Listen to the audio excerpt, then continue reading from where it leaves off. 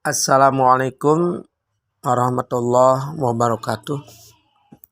Sebelum praktek coaching dalam modul 2.3.A.5.3 praktek coaching model Tirta, terlebih dahulu saya mengucapkan banyak terima kasih atas masukan, saran dan bimbingan dari Ibu Fasilitator, yaitu Ibu Sri Munarsi MPD, yang begitu sabar dan sangat luar biasa dalam bimbingan pembelajaran di setiap modulnya, mulai dari modul 1.1 sampai modul 2.3 ini.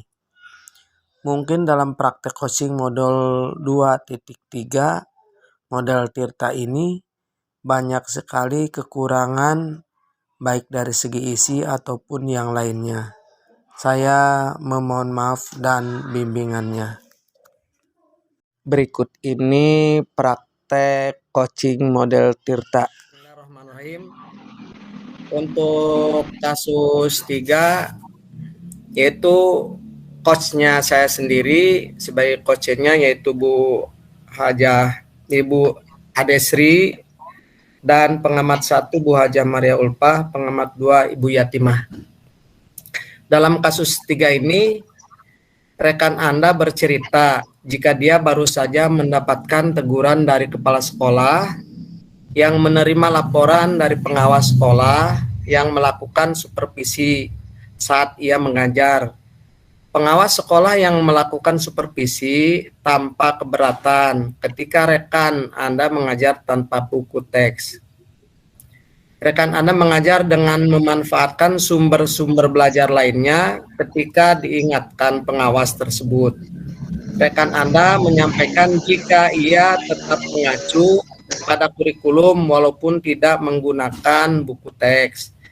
Pengawas tersebut tampaknya tersinggung dan memberikan laporan tentang hal itu kepada kepala sekolah. Bagaimana Anda menyikapinya? Silakan Ibu Ade. Baik. Assalamualaikum. Apa kabar Pak Budin? Waalaikumsalam warahmatullahi wabarakatuh. Baik Bu, saya lihat Ibu sepertinya lagi pusing dan lagi kurang sehat ya? Iya Pak, saya lagi kurang sehat dan kebetulan ada sedikit masalah yang perlu saya obrolin dengan Bapak. Memang kalau ada masalah secepatnya harus segera diselesaikan agar tidak berlarut-larut sehingga mengganggu aktivitas Ibu yang lain. Sebenarnya ada masalah apa sih Bu? Sebenarnya agak panjang juga sih Pak masalahnya. Jadi saya tadi dapat teguran dari kepala sekolah terkait dengan supervisi yang dilaksanakan oleh pengawas sekolah. Ketika saya sedang melaksanakan proses kegiatan belajar mengajar di kelas, pengawas sedang melakukan supervisi. Nah, saya dalam menyampaikan materi ke siswa nggak menggunakan buku paket, Pak, nggak menggunakan buku teks. Saya menggunakan buku dari sumber lain yang masih ada kaitannya dengan materi saya. Nah, pengawas sekolah yang mengadakan supervisi tampaknya keberatan karena saya tidak menggunakan buku teks tersebut. Kemudian, ketika saya tidak menggunakan buku teks itu, pengawas mengingatkan saya dan saya pun menjelaskan bahwa walaupun tidak menggunakan buku teks, saya tuh tetap mengacu pada kurikulum. Mungkin karena penyampaian saya yang kurang pas, diakibatkan kondisi fisik saya yang kurang sehat, sehingga pengawas sekolah merasa tersinggung dengan ucapan saya tadi. Apa yang disampaikan dalam proses pembelajaran sebenarnya sudah bagus, kreatif dan inovatif, menggunakan sumber-sumber yang lain tanpa menggunakan buku teks. Sebagai referensi untuk mengatasi masalah ini, apa tujuan Ibu dalam pertemuan ini?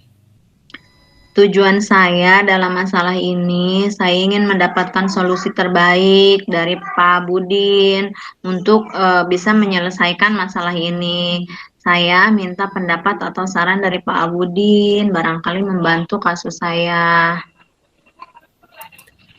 Menurut saya sih sebenarnya ibu itu sudah punya kekuatan untuk mengatasi masalahnya.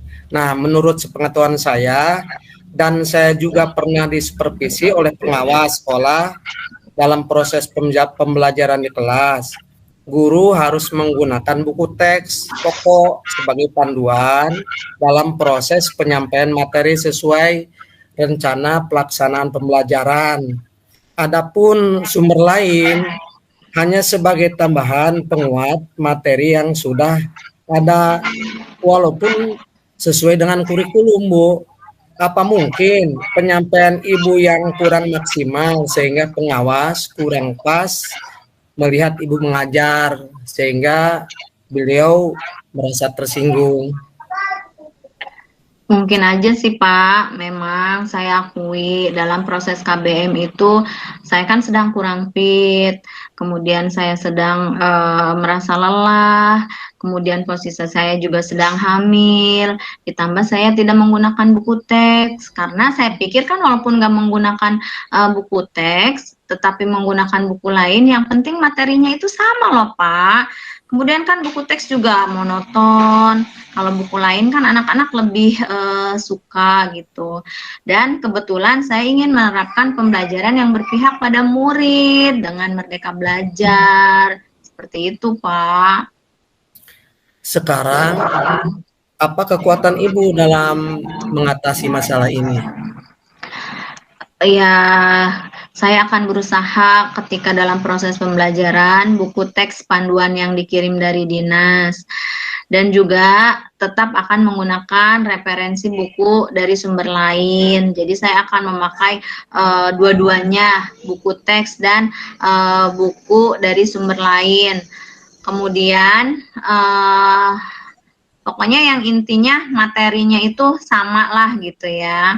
Kemudian juga kegiatan belajar yang menyenangkan itu agar menarik siswa untuk semakin minat dalam belajar. Terus ke depannya apa rencana ibu selanjutnya? Mungkin saya akan menemui kepala sekolah dan meminta maaf, Pak, serta menjelaskan yang sudah terjadi dalam supervisi yang dilaksanakan oleh pengawas sekolah. Terus bagaimana tindak lanjut yang ibu setelah pertemuan ini?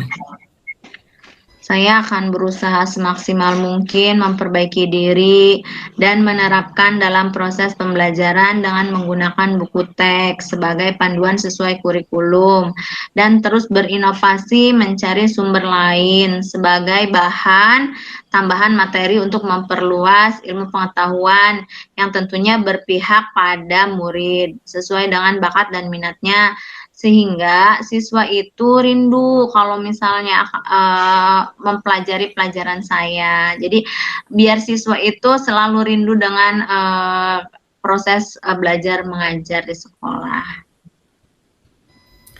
Ya, semoga dengan obrolan ini membuat ibu lega dan tambah semangat dalam mengajarnya sehingga masalahnya bisa terselesaikan dengan cepat. Iya Pak. Dan terima kasih juga buat Pak Abudin yang sudah meluangkan waktu serta sarannya. Sama-sama Bu, saya yakin Ibu mampu menjalani semua ini dengan baik karena saya percaya dan tahu Ibu bahwa Ibu salah seorang guru yang rajin, kreatif, inovatif, dan bertanggung jawab. Amin. Terima kasih Pak. Sama-sama. Itulah video praktek coaching model Tirta yang dapat kami laksanakan. Kurang lebihnya mohon maaf. Wassalamualaikum warahmatullahi wabarakatuh.